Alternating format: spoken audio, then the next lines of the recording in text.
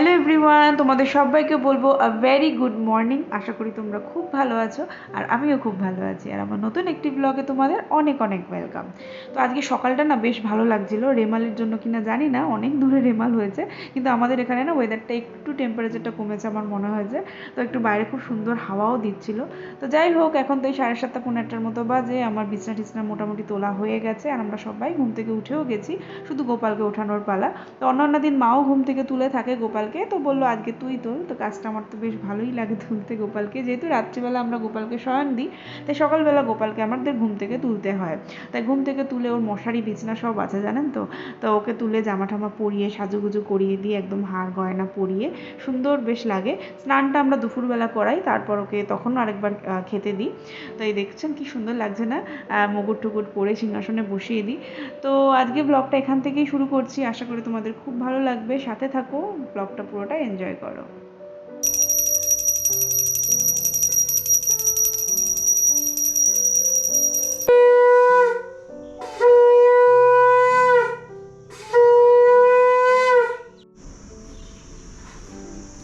Good morning. মা মা মা মা রং জামা আছে। কিসের জামা? হ্যাঁ, এটা তো ফ্রোজেন। এক বলে গুড মর্নিং। Good morning. তাই? আচ্ছা, বাহ বাহ, বলে যাচ্ছে, যা ব্রাশ করো ব্রাশ করো, চলো চলো চলো।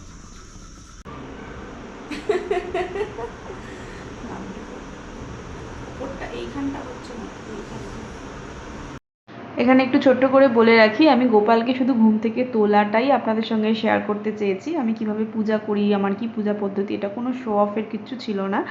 কারণ পূজা এই জিনিসগুলো মানুষের একান্ত ব্যক্তিগত রুচি বা ব্যক্তিগত একটা আবেগ থাকে, সেটা মনে হয় না সম্পূর্ণটা শেয়ার করা সম্ভব, তাই না? তো এখানে আমি রোহানের লাঞ্চ বক্স প্যাক করে দিলাম। ও লাঞ্চে বাড়িতে আসে না, অফিসেই খেয়ে নেয়। এখানে মাছের ঝোল, একটা সবজি, ভাত, একটু স্যালাড, একদম সিম্পল। আর হচ্ছে আজকে প্রচণ্ড নাকি ওর দেরি হয়ে গেছে, একটু তাড়াতাড়ি যেতে হবে, তাই ও ব্রেকফাস্টটাও প্যাক করে নিল। এখানে পাপায়া, আপেল, পোমগ্রানেট এগুলো ছিল ফ্রুটস, আর ড্রাই ফ্রুটস আর প্যানকেক, এটা আমি ওকে ব্রেকফাস্টে করে দিয়েছিলাম। তো এটাও বললো অফিসে গিয়েই খাবে। এসে গেছে, বলো দুর্গা দুর্গা। আসছি।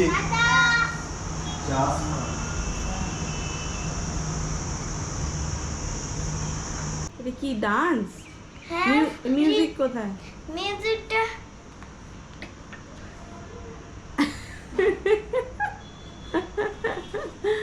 আচ্ছা না, চোখে ড্রপটা দিয়ে দিয়ে আসো, বসো। কালকে গল্পটা পড়তে পড়তে তো ঘুমিয়ে পড়লো। ঘুমিয়ে ঘুমিয়ে তুমি গল্পটা পুরোটা পড়াতে আমি এখন পুরো গল্পটা বলেছি, তুমি দেখি ঘুমিয়ে পড়েছো। প্রহরী দাস পড়িয়েছিলাম, ওটা আবার আজকে দুপুরবেলা বলবো না, ঠিক আছে? আইস দেখি দেখি দেখি, এদিকে তাকো, গল্পটা এখানে থাকবে বইটা, হ্যাঁ থাকো, আবার দুপুরবেলা বলবো। চলো খাবে, আসো। কি খাবে আজকে? Pancake pancake? প্যানকেক এখন হবে না, বাবাকে অল্প মতো করে দিয়েছি। দেবে আমি নিয়ে যাবো আমি যখন কে খাবে? মিশিয়ে খেতে হবে। এটা রয়েছে, একটুখানি মুড়ি খাবে। ওটা কিন্তু হাত থেকে পড়ে যাবে, ওটা কাচের, ওটা ওখানে রাখ, রাখ ওখানে। ভিডিও করে বকা খায় ভিডিও করলে বকা খায় তো, দুষ্টু করলেই বকা। ও এরকম করে খেতে হয়, তো রেস্টুরেন্টে খায়, তো ছুরি দিয়ে কাটে, এই চামচ দিয়ে কাটে। হ্যাঁ, বাহ, কোনো উত্তর নেই। পারছো কাটতে? Very good. এবার তারপর খাও, একটু খাও। ওটা খাবি না? কোনটা খাবি? মুড়ি খাবি? তুই কি আমতলা থেকে এসেছিস রে, এত মুড়ি ভালোবাসিস? হ্যাঁ হ্যাঁ, মুড়ি তরকারি দেখলেই মুড়ি, আর কিছু চাই না। ডিম পাউরুটি ছেড়ে মুড়ি, কি অবস্থা! ডিম পাউরুটি ছেড়ে এখন আর না মুড়ি খাচ্ছে। মুড়ি বেশি ভালো লাগে তোমার? আচ্ছা,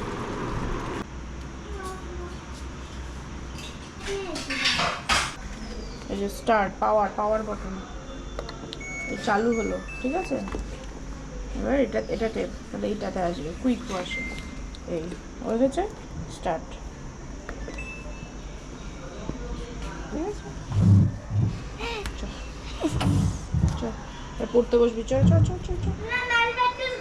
আমাদের একজন দুধওয়ালাকে বলা আছে, উনি প্যাকেট দুধই বিক্রি করে, তো ওনার থেকেই আমরা রোজ দুধ নিই। বাড়িতে একদম দোরগোড়া এসে দিয়ে যায়। তো গরমকাল বলে একটা করে বাটার মিল্কের প্যাকেট নিতে, যেটা ঘোল, আর একটা সাগরের দুধ, এটা লো ফ্যাট মিল্ক। তো এটা আমরা প্রতিদিন নিই। তো প্রিন্টেড প্রাইসের থেকে 1 টাকা করে বেশি ওনাকে দিতে হয়, কারণ যেহেতু উনি দোরগোড়া এসে দিয়ে যায়। আর যেটা হয়, যেদিন নিই না, সেটা পুরোটাই আমরা লিখে রাখি। তো 1 সপ্তাহ হলে ওনার টাকাটা আমরা মিটিয়ে দিই। তো এখানে সবাই তো লুজ দুধই খেয়ে থাকে, কিন্তু আমরা প্যাকেটের দুধটাই খাই।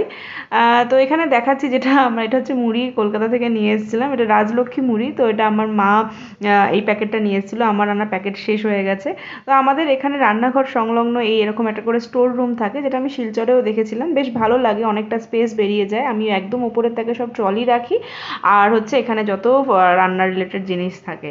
তো অ্যাকচুয়ালি 11টা 11:30 বাজলে না, এখানে প্রচণ্ড বাইরে গরম হয়ে যায়, লু বয়, তাই যত জানলা, ব্যালকনির জানলা দরজা রয়েছে সব বন্ধ করে পর্দা টেনে দিই। এখানে জামা কাপড় আমার মেলা হয়ে গেছে, পর এখন জানলা টানলা সব বন্ধ করে দিচ্ছি, কারণ বাইরের লু ঘরে ঢুকে গেলে ঘর প্রচণ্ড গরম হয়ে যায়। বলেছিলাম না, আমার মা স্নান করে উঠে গোপালকে স্নান করিয়ে তার একবার ভোগ দেয়, তো সেটাই মা করছে। আমিও স্নানে যাব, তার আগে একটা রেসিপি শেয়ার করে নিই। এখানে 500 দুধ আমি বয়েলিংয়ে বসিয়ে দিলাম। আর এটা হচ্ছে মাধবীর কেসার। এখানে মাধবী হচ্ছে এখানকার বড্ড ফেমাস একটা মিষ্টি সুইট মানে তৈরি করে এরকম একটা দোকান, আইসক্রিমও পাওয়া যায় মাধবীর। তো এখান থেকে আমি একটু কেশর কিনেছিলাম। তো একটুখানি কেশর, 1 চিমটির মতো কেশর 500 দুধে আমি একটু মিশিয়ে দিলাম। এটা অপশনাল, তোমরা চাইলে নাও করতে পারো। আমি এখানে ফ্রুট কাস্টার্ড বানাচ্ছি। তো একটুখানি গরম দুধ 2 হাতা তুলে নিয়ে ওর মধ্যে 500 দুধে 2 টেবিল স্পুন কাস্টার্ড পাউডার আমার কাছে ছিল, তো সেটা মিশিয়ে দিলাম। 2 টেবিল স্পুনের রেশিওটা মাথায় রেখো। তো এটা ভালো করে মিশিয়ে নিয়ে একদম লাম্প ফ্রি করে, দুধটা একটু ফুটে আসলেই, মানে একবার বয়েলিংয়ে পৌঁছে গেলেই এটা কাস্টার্ডটা মিশিয়ে দিয়ে একটু নাড়াচাড়া করবে, কারণ গন্ধটা একটু চলে গেলে 5-7 মিনিট পরই মিষ্টি অ্যাড করে দেবে। তো আমি এখানে চিনি অ্যাড করিনি, আমি এখানে মিল্ক মেড নেসলের যে কনডেন্স মিল্ক, সেটা আমার কাছে ছিল পাউচ প্যাকেট। তো এখানে আমি ওই হাতার মধ্যে 4-5 টেবিল স্পুনের মতো আমি অ্যাড করলাম। মিষ্টিটা তোমাদের স্বাদ অনুসারে করো। এখানে দেখবে যেই এরকম একটা কনসিস্টেন্সি হয়ে যাবে, চামচের গায়ে লেগে থাকছে, তখনই অফ করে দেবো। তো বেশিক্ষণ লাগে না, 5-10 মিনিটের মধ্যে পুরো রেসিপিটা রান্নাটা হয়ে যায়। আর যেহেতু আমরা মিষ্টি কম খাই, কারণ যেহেতু ফ্রুট কাস্টার্ড, কারণ ফ্রুটে অলরেডি একটা সুইটনেস থাকে, তাই আমরা একটু মিষ্টিটা কম অ্যাড করি। তোমরা চাইলে বেশিও অ্যাড করতে পারো। তো আমার কাছে ম্যাঙ্গো ছিল, পোমগ্রানেট ছিল, বানানা ছিল, আর আপেল ছিল। তো এইগুলো সবই ফাইন চপ করে নিয়েছি। লেবু থাকলেও দিই না, কারণ দুধে লেবু কেমন ব্যাপারটা হবে। আমার মেয়ের তো আম ভীষণ প্রিয়, ওকে একটু না মুখে দিলে ও বলছে কাটছো, আমাকে তো কই দিচ্ছ না। এখানে সব কাটা হয়ে গেছে। এবার আমি কাস্টার্ডটা দেখলে খুব সুন্দর করে ঢেলে নিলাম, এবং এর মধ্যে একটু ঠান্ডা হওয়ার পরই ফলটা অ্যাড করো। তো এখানে সব ফলগুলো ভালো করে অ্যাড করে আমি হচ্ছে একটু নাড়াচাড়া করে আমি এটা ফ্রিজে রেখে দেবো, ফ্রিজারে নয়, কারণ 2 ঘন্টা তো মিনিমাম একটু লাগে, চিল না হলে ফ্রুট কাস্টার্ড কখনোই ভালো লাগে না। তো এখন ফ্রিজে রেখে আমি এখন স্নানে যাব, তারপর আমরা লাঞ্চ করব। তো আজকে আমাদের লাঞ্চে হয়েছিল চিকেন। তো আমার মেয়ের চিকেন হলে তো দিনটা ভীষণ প্রিয়, সকাল থেকে পাগল হয়ে যাচ্ছে কখন ভাত খাবে।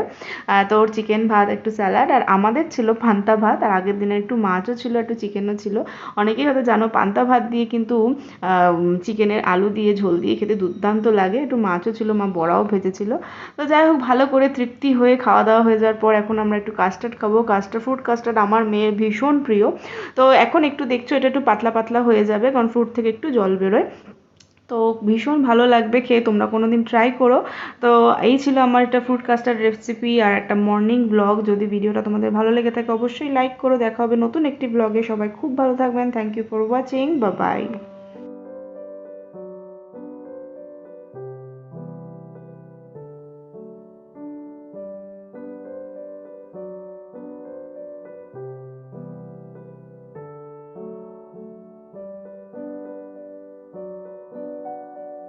না না, ওটা করে খায় না বাবা। আচ্ছা আচ্ছা।